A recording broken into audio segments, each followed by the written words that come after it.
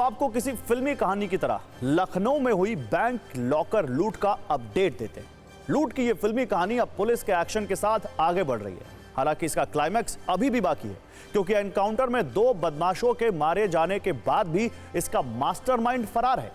वही लूट का सामान बरामद तो हो गया है, लेकिन अभी तक लॉकर धारकों तक पहुंचा नहीं है, क्योंकि अब सामान की पहचान और सबूत वाला संकट है। इसलिए सत्ता में हम आपको इस मामले से जुड़ी 2 जरूरी जानकारियां देंगे, जिसमें पहली पुलिस के एनकाउंटर वाले एक्शन से जुड़ी है और दूसरी जानकारी लॉकर धारकों के सामान की पहचान को लेकर है।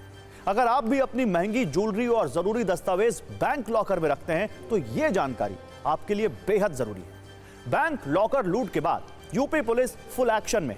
लखनऊ से लेकर गाजीपुर तक अपराधियों के खिलाफ एनकाउंटर वाला यह एक्शन हुआ है। लखनऊ में पुलिस ने लूट में शामिल सोबिंद कुमार को एनकाउंटर में मार गिराया। वहीं गाजीपुर में सनी दयाल नाम के अपराधी की पुलिस एनकाउंटर में मौत हो गई। यानी अब तक 2 आरोपी मारे जा चुके हैं, जबकि 3 गिरफ्तार हो चुके हैं। हालांकि इस पूरे लूट कांड का मास्टरमाइंड बताया जा रहा है विपिन वर्मा, जो अब भी फरार है। एक दूसरे आरोपी मिथुन कुमार की भी पुलिस को तलाश है। अब पुलिस के इस एक्शन पर एक रील देखिए, फिर आपको लॉकर धारकों की परेशानी बताएंगे।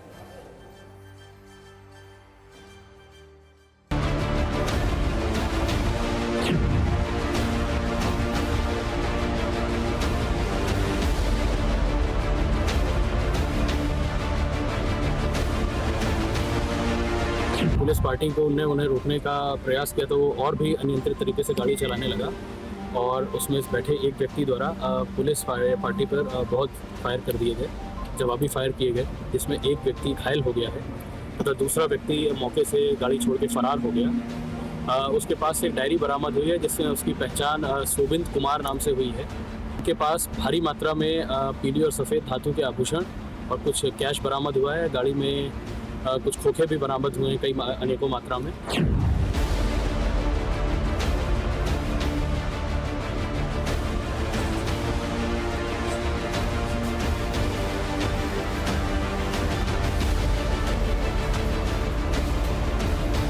तो जब उसके ऊपर पुलिस के द्वारा फायरिंग की गई तो उसके पैर में और उसके छाती पर गोली लगी, जिससे वो गंभीर रूप से घायल हुआ।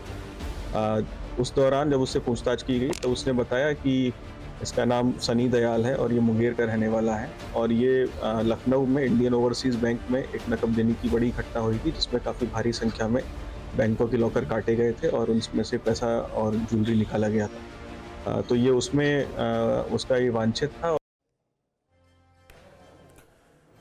तो इस एनकाउंटर के बाद पुलिस ने लूट का कुछ सामान बरामद कर लिया है। पुलिस ने अभी तक करीब 2 किलो सोना और 1 किलो 250 ग्राम चांदी बरामद की है। लेकिन जिन लोगों के लॉकर को लूटा गया है वो अब भी परेशान हैं और पूछ रहे हैं कि उन्हें उनका सामान वापस कैसे मिलेगा, क्योंकि बैंक लॉकर में रखे गए किसी भी सामान का रिकॉर्ड बैंक के पास नहीं होता।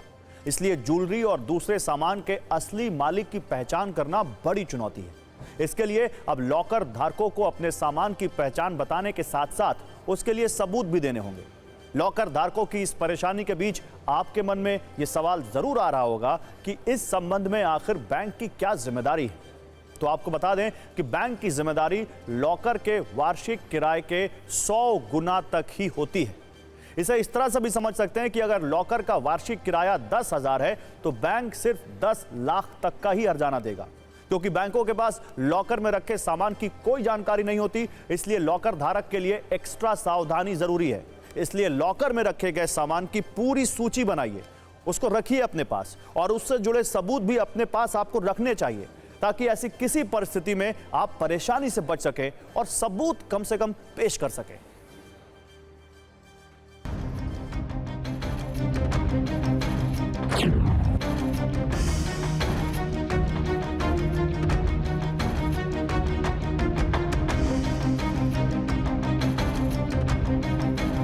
अब बैंक मैनेजर ने जो बताया है 42 लॉकर्स जो हैं वो मतलब उनको काटा गया है।